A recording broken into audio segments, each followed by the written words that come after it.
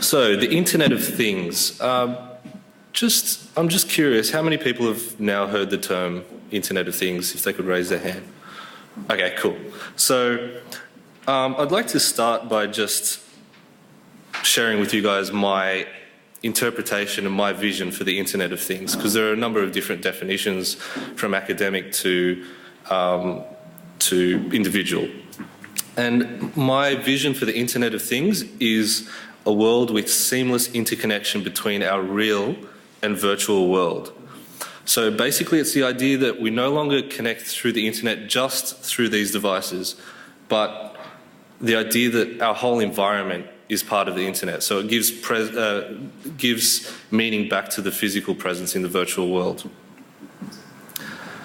There are a number of areas where the Internet of Things apply. So there's lots of work being undertaken in smart grids, where now we have a need for much higher intelligence when it comes to controlling all of the solar panels, the wind farms, in addition to the traditional power generation, but also managing our own energy use and trying to be smart about it, because let's face it, energy use is a big issue. In the medical aspect, the Internet of Things is applicable, especially in healthcare, where now we're having this development of the body area networks, where patients are actually being monitored remotely by their doctors. So actually, rather than relying on overworked doctors and nurses to manually check up on people, you have remote monitoring that sends alerts automatically to medical professionals. And other areas include the retail space and the entertainment space, where it's about knowing about your environment, enhancing businesses and enhancing experiences for customers and citizens. And then we have planning, Internet of Things, understanding the environment and how to best plan our cities in the future based on real information. And of course, we also have the Internet of Things in the home environment. So I'm sure we've seen lots of futuristic shows about your house controlling itself and having its own kind of control mechanisms to adapt to you as a resident of the house. So this next slide might be a little bit scary. It's a diagram showing the way the Internet of Things is thought of from a telecommunications architecture perspective. So at the bottom, you have all of these different things. So things with sensors that need to be connected to the Internet of Things. Now, at the moment, I know it might seem like we've come a long way in terms of how much information we're generating, but the future of things connected to the internet, it's something like 50 billion devices by 2020. Now, 50 billion devices are expected to be routed through our existing ideas of telecommunications, sent up to the cloud, or the mighty cloud as people are seeing it now, and basically wait for our results to come back. So that cloud is actually growing really fast, and it's making people kind of nervous as well, because we're sending all this information up there. It's holding a lot of power. The thing is, I'm kind of sick of talking about the cloud. It's actually not able to sustain the growth of big data, and especially not able to sustain the growth of the Internet of Things. So we need to be a little bit smarter about how we future-proof our future. So, at VIMOC Technologies, what we're proposing is, rather than just relaying information up to the cloud and allowing the cloud to do all the intelligence, why not bring some intelligence down to our level on the street and basically do all of the calculations we need to do that are not necessary to send up to the data centers up in Scandinavia or in California, do all of the local calculations that are required and only send the results that need to be sent up to the cloud. It reduces the load on the infrastructure, makes more sense, and makes our environment more intelligent and robust. And most of all, it brings the power back to the individuals and the smaller players.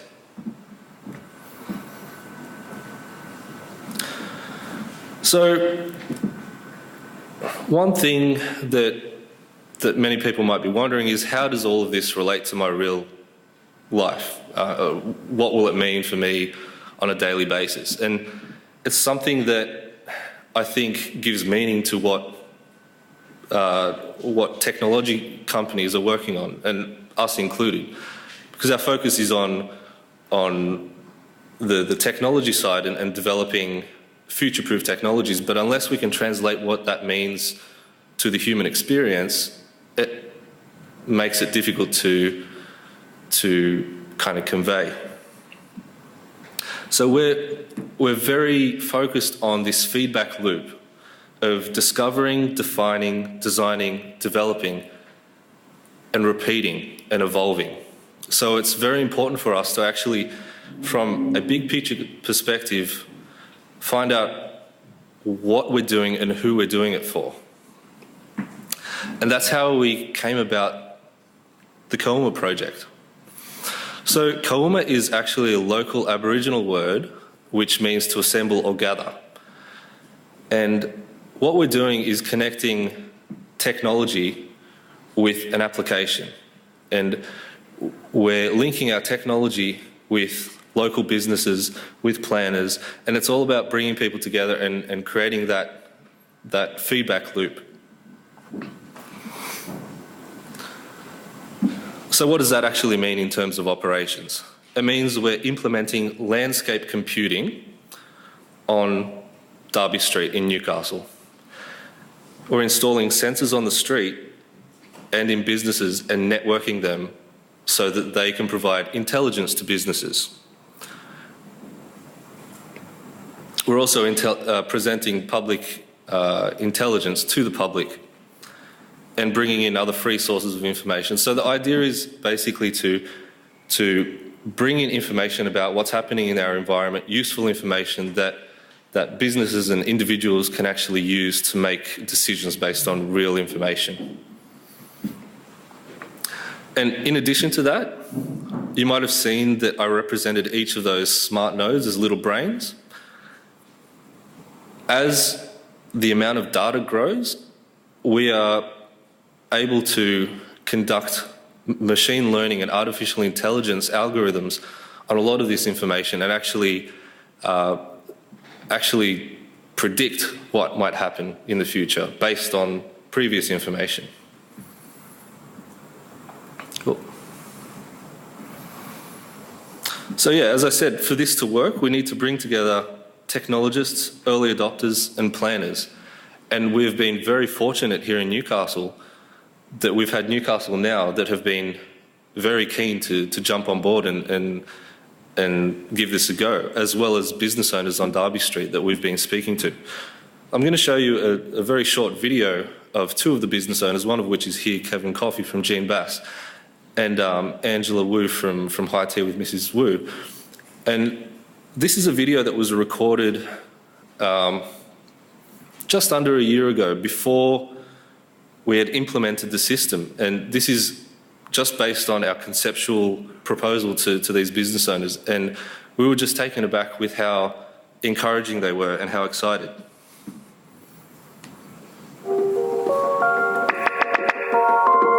think that the data that can be captured with the Kauma project helps us to understand our customers better, understand the way they move through a place to a street, what they're looking for. I think this project is a really fascinating idea of how technology can be used to help small business survive in this really difficult retail time.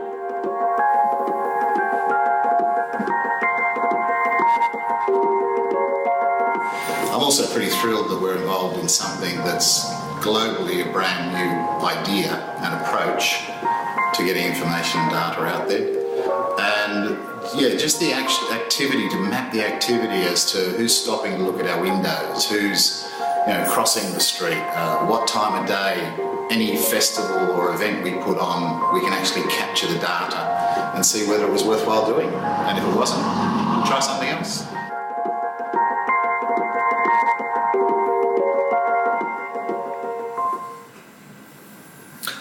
So there's been a lot of talk in the Internet of Things, I guess in the past 10 years or more, especially in academia. Lots of people on futuristic TV shows talk about what the future might look like. But we've actually taken a step and said, look, let's just get stuck in and try it. And our first landscape computing network is actually running right now on Derby Street. And these are our N boxes. So these boxes are simply plugged into different businesses and they form their own network, communicating with each other and sharing calculations. And that information is relayed to an online login system that businesses can access and monitor the metrics of the street. And as the data matures, the system itself will be able to provide them even higher levels of intelligence. So that's just a diagram showing what it looks like. The black boxes are obviously these black boxes, and the little blue inputs are actually sensors. So the sensors that are already installed on Derby Street include people counting, temperature, humidity and light. And we'll be working on other sensors as things develop. And the idea is that as many sensors can be connected as possible to this system. So I'll just give you one example of a sensor, and that's the people counting. So here what you'll see is basically a calibration screenshot video showing what the sensor sees and what the system sees.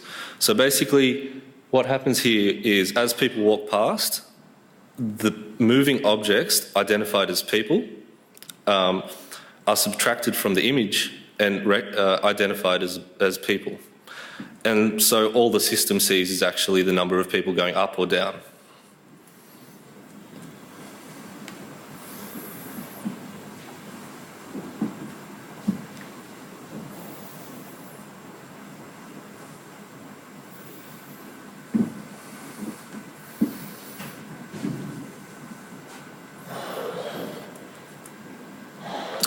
So, yeah, just some key features about COMO. One is that we're getting real information in real time. Secondly, we're able to do predictive analytics as the history of the data accumulates. And we're also opening up an application programming interface, which allows app developers to design apps for the Internet of Things. Because we recognize that we're creating this system and we're plugging in all these sensors, but there are ideas that are applicable to business owners that perhaps we haven't thought of yet. And seeing what Kent has just developed, I'm sure his mind is buzzing with all the different opportunities in terms of the Internet of Things. And another thing that we want to foster is a collaborative atmosphere amongst businesses. So the idea that businesses are now able to monitor their whole street together and actually interact with each other and form their own communities and alliances based on the common bonds that connect them, which includes this information.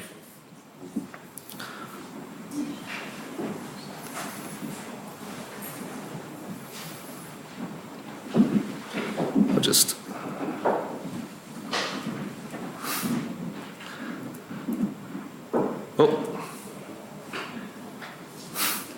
yeah, so the one thing that we're working on is actually a parking app, which involves sensors connected to our platform and allowing users to intelligently find parks and pay for their parking without having to physically be there. So I'm sorry about the slides, they've got a million steps. So I'd like to also mention before I wrap up, and it seems like I'm going over, we've entered a Cisco Internet of Things Innovation Grand Challenge. So we're presenting the Colma project and Newcastle in Chicago in, I believe, October. So at the moment, we are leading in terms of the number of likes and the number of supporters that we have amongst all the projects around the world so far. And it would really mean a lot to us if you showed your support and registered.